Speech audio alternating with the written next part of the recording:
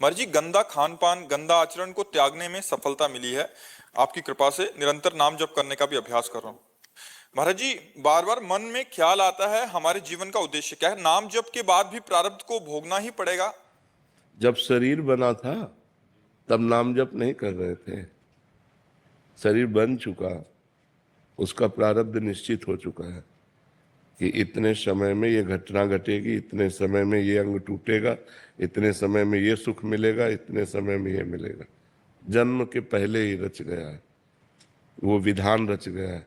भजन अब कर रहे हैं तो अब का भजन आगे के कर्मों को नष्ट कर देगा जो हमसे गलती होगी। पूर्व में जो संचित जमा है गोदाम हमारा, वो भस्म हो जाएगा। लेकिन जिससे शरीर बना है वो भोगना पड़ता है। इसीलिए बड़े बड़े संतों को भोगना पड़ता है।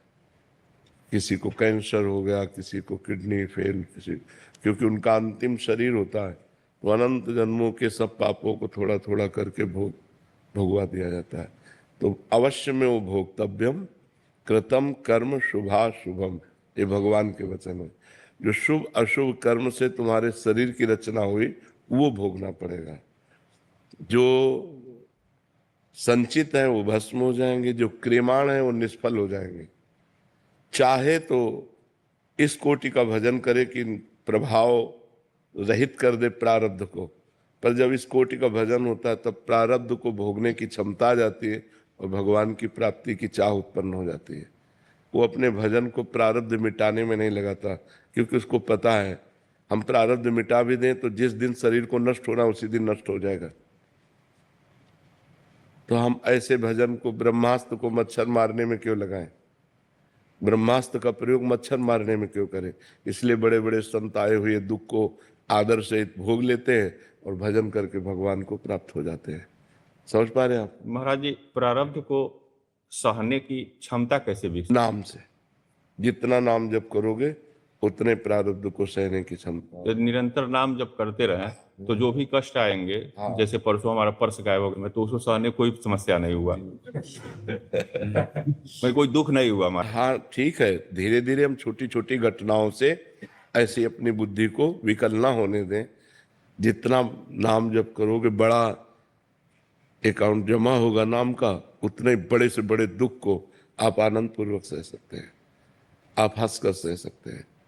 दुख होता है पर पीड़ा जैसे महसूस हो रही उसकी व्यथा नहीं होती, व्याकुलता नहीं होती। पीड़ा हो रही पर एक आनंद अंदर है, राधा राधा राधा।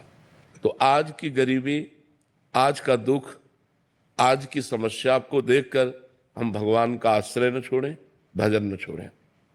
एक समय आएगा ये सब समस्याएं धूल धूसरित हो जाएंगी। बड़ी कृपा भगवान की, बड़ी कृपा।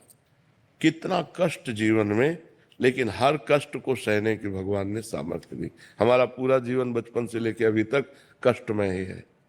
यदि हम भगवान की शरण में न होते तो हमारी दुर्गति हो जाती। आप भगवान की शरण में होइए, भगवान का नाम जप कीजिए। आज जैसी भी परिस्थिति है चुपचाप सह जाइए, कल आपको बहुत अच्छा होगा, क्योंकि आप भगवान की शरण में हो। जैसे पांडवों को 12 वर्ष का वनवास, 1 वर्ष का अज्ञातवास, लेकिन अगला पल उनका कितना बढ़िया हुआ। कौरवों का विनाश हो गया और चक्रवर्ती सम्राट पद पर हस्तिनापुर के पांडव ही तो विराजमान हुए। इसलिए धर्मात्मा पुरुष को वर्तमान में कष्ट मिल सकता है, उसको धैर्य पूर्वक रहना चाहिए कि हमारे प्रारब्ध क्षय हो रहे हैं, पर हम भगवान की शरण में हैं तो बिना भाग्य के भी अब हमारा मंगल होगा। हमारे भाग्य में जो मंगल नहीं लिखा वो भी मंगल होगा, क्योंकि भगवान की शरण में है। वो कर्तुम अकर्तुम अन्यथा कर्तुम है। जैसे मुकदमे में हार गए और मुझे फांसी की सजा हो गई, एक राष्ट्रपति माफ कर सकता है। राष्ट्रपति को निवेदन किया जाए वो माफ कर सकता है। तो हम पाप किए हैं, अब एक भगवान की शरण में हो जाओ।